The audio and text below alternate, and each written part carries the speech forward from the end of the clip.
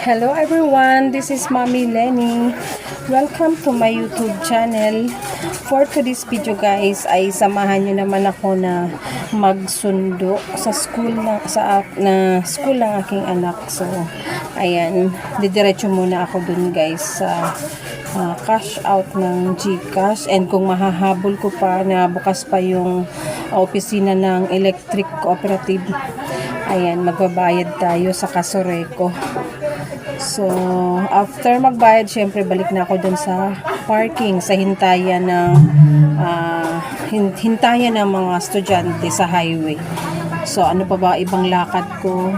Kung merong available guys na liig ng fried liig ng manok doon sa Crispy King, bibili na ako ng ulam namin ni Nikki para maiba naman.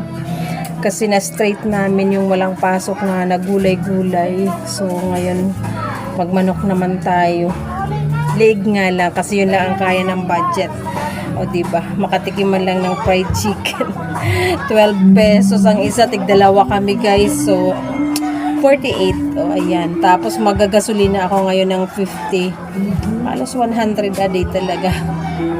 So, ako lang ang magsundo. Yung kapatid ko naghatid kaninang umaga, si Miles Motovlog. So, ayan guys, samahan nyo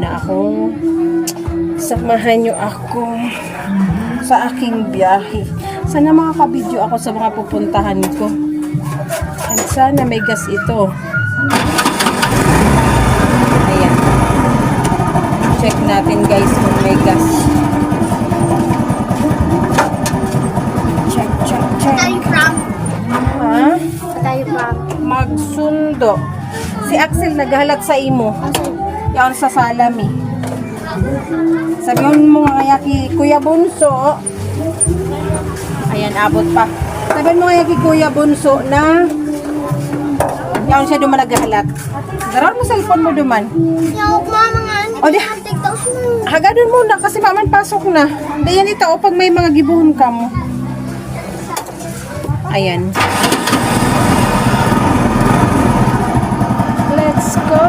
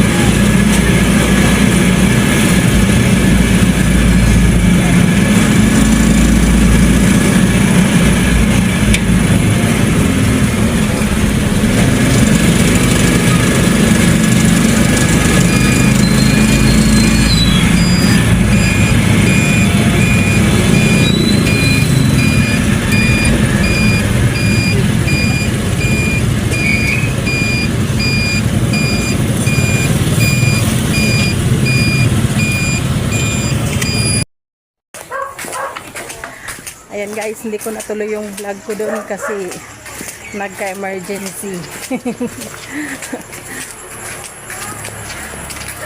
Ayan, tuloy namin. Malapit pa kami guys. Ituloy natin ang vlog papasok sa bahay.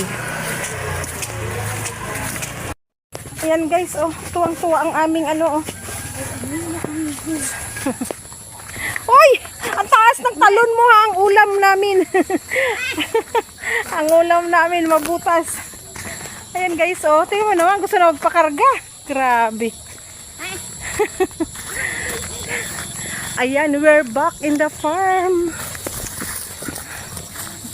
Hindi ko natuloy yung vlog ko kanina guys. Mahirap po lang videographer. Hindi ko na videohan yung pagdaan namin sa Crispy King, doon sa grocery. Ayan, andito na kami. Dito na sa loob ng farm. Ayan, dumilim na. Start!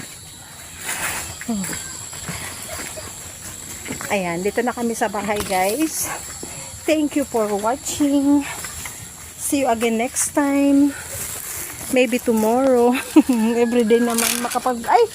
Why? May lock na ang aming house. Patanggal ng